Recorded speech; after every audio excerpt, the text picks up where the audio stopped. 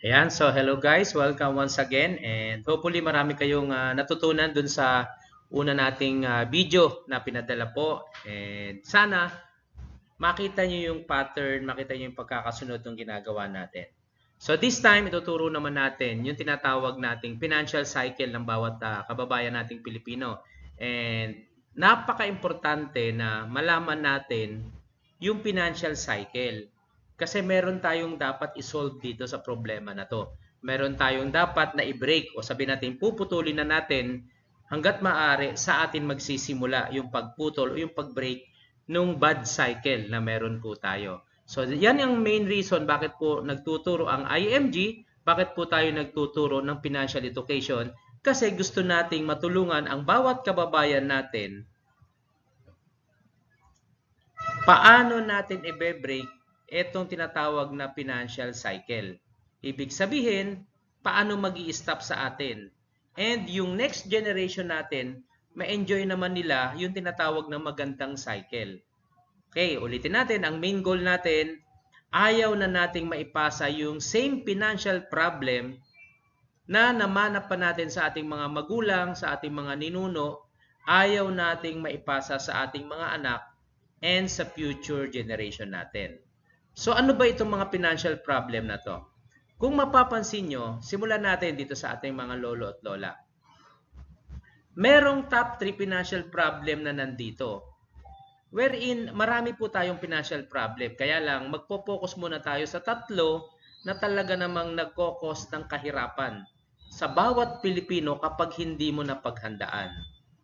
Ulitin ko ha, mangyayari lang ang kahirapan, may experience lang natin ito kapag hindi natin napaghandaan itong mga financial blocks. Ibig sabihin, meron pala talaga tayong dapat pinaghahandaan sa buhay natin, particularly sa usaping finances. Okay, tignan natin sila lolo at lola mo. Ito yung top 3 financial problem nila. Number 1, wala silang healthcare preparation. Alam naman natin na grabe kapag may nagkasakit, napakalaki ng mauubos sa atin. Wala silang retirement fund. Pagtanda nila, saan sila kukuha ng panggastos? Mahaba pa naman ang buhay nila, di ba? So, sa mga anak, ang bagsak. Wala din silang life protection, walang insurances. So, kapag nawala sila, paano na lang yung mga anak? Or sinong mag-shoulder ng kabaong, ng paglilibingan kung hindi sila nakapaghanda? So sa makatwid, makikita natin na karamihan sa ating mga ninuno, which is problema ng mga Pilipino, wala pong kaalaman sa savings program.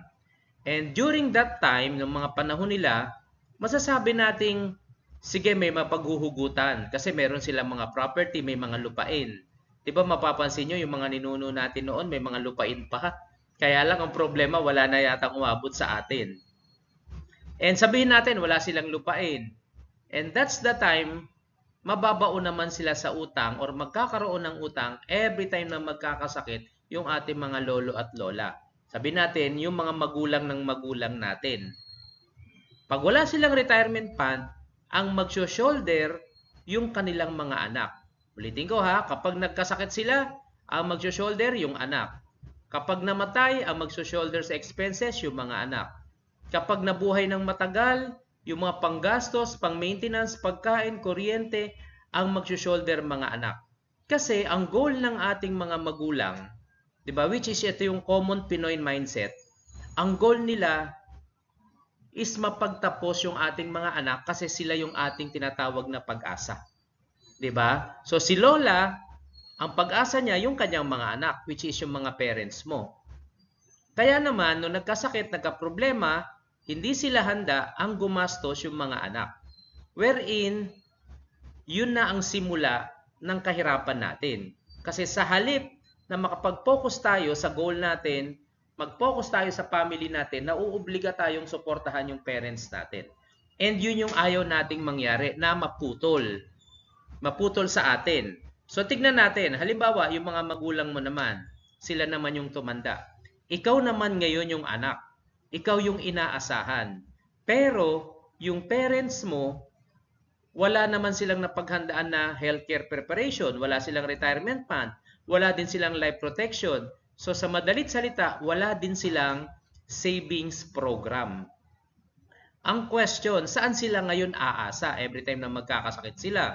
So saan? Sa inyo, sa atin, sa mga anak. Kapag tumanda sila, sino ang magbibigay ng provision? Sino ang susuporta? Again, tayo ang mga anak o ikaw mismo ang magpo-provide. Kapag namatay sila, sino ang mag-shoulder? Tayo na naman maging yung mga naiwanan nila. 'Di ba? Kasi nga tayo ay pinag-aral nila. Ang gusto nila na mapagtapos tayo sa pag-aaral and tayo ang maging pag-asa nila. Wherein mapapansin mo, same cycle na nagmula sa ating mga ninuno ang naipasa sa ating mga magulang. At yun naman po ang napapunta na sa atin o sa atin or sa iyo. Paano ko nasabi? Tignan mo. Tanungin kita, ano ngayon ang current financial status mo? 'Di ba mapapansin mo, yung top 3 financial problem ng magulang mo at ng mga lolo at lola mo, 'di ba yan din ang problema mo? Wala ka ring healthcare preparation. Kahit sabihin mo meron kang HMO sa company, ang question, pagtanda mo, nasa company ka pa ba? Lahat pa naman ng sakit mo, lumalabas pag matanda ka na. Lagot. So, sinong mag-shoulder? Eh di yung mga anak mo din, yun yung ayaw nating maipasa mo. Yun yung ayaw natin mangyari. Yun ang reason kaya gusto natin na ma-break, magsimula na sa'yo. Sabihin natin, tapos ka sa pag-aaral, OFW ka, may negosyo ka, maganda yung income mo. Sige, napagtapos mo yung mga anak mo. Kaya lang, alam mo ba, magiging pabigat ka rin kapag ikaw ay tumanda. Kasi nga, wala kang healthcare preparation, wala kang retirement fund, ngayon kumikita ka. Ang question, pag tumanda ka na, kapag nasa non-productive years ka na, may papasok pa bang pera sa'yo? So lahat yan, isyo-shoulder yan ng mga anak natin na kung saan ipinasa mo rin pala. Para maiwasan natin yan, yan yung reason bakit kami nagtuturo dito sa IMG. 'Di ba? Ang sabi nga natin, ayaw na nating maging pag-asa natin yung ating mga anak. 'Di ba? Yes, maganda kung makakatulong sila.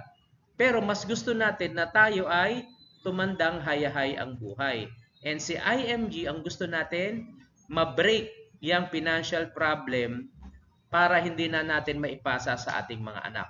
So, paano natin mabe-break? Paano tayo matutulungan ni IMG? Number one, gusto nating ma-build ang tinatawag na solid financial foundation. Ano ba yung solid financial foundation? Ito po yan. Etong financial blocks na yan, ito yung gusto natin na mabuo mo. At kasama na rito yung healthcare program, retirement fund, life protection program, pagkakaroon ng emergency fund, mabayaran natin yung ating mga utang. Lahat yan, uunti-untiin natin buuin at tutulungan namin kayo. So again, lahat ng matututunan mo, depende na yan sa'yo kung gusto mo talagang magkaroon ng magandang buhay ang iyong mga anak. Kasi mas maganda, lahat ng matutunan mo, dapat mai-transfer mo, lahat ng learnings mo, mai-share mo at maipamana mo sa kanila. Again, yung hindi na ibigay sa iyo ng magulang mo, ng lolo at lola mo ng mga learnings, mga kaalaman, strategies, financial planning, ikaw na po ang mag-aaral. Ikaw na ang matututo. And ang plano natin, ikaw po na nagtatrabaho or nagninegosyo ngayon, mapaghandaan mo ang iyong kinabukasan. At mangyayari lang yan kapag nabuo mo unti-unti ang mga financial blocks na yan. So once again, ikaw po ang hinihintay nating solusyon, ikaw ang puputol sa problema ng iyong family. So it's up to you to decide kung gusto mo magsimula o kung gusto mong matuto or gusto mo mapatransfer pa rin sa mga anak mo yung same na problema na na-experience mo. Kaya ang tanong ko sa iyo, ano ang future na gusto mong ma-build ng mga anak mo and ng mga next generation? So nasa sa iyong kamay ngayon kung paano mo ito puputulin or gusto mo, idiretso mo lang yung problema same ng mga anak mo. So it's up to you to decide. Ikaw po ang magdedesisyon, ibibigay namin ang edukasyon, ang learnings, ang steps para unti-unti ma-build mo yung solid financial foundation. Maiwasan mong maging pabigat ka sa iyong mga anak, kundi maging gabay ka at suporta sa pagtanda nila and of course pati sa ibang tao. So once again, this is Coach Jeff. Hopefully marami kayong natutunan. Hopefully nakita nyo yung cycle ng buhay natin na kailangan nating putulin. Ikaw lang ang pwedeng pumutol yan. Otherwise, kung gusto mo, yung mga anak mo pa rin ang pumutol, ikaw ngayon ang magsilbing pabigat sa kanila.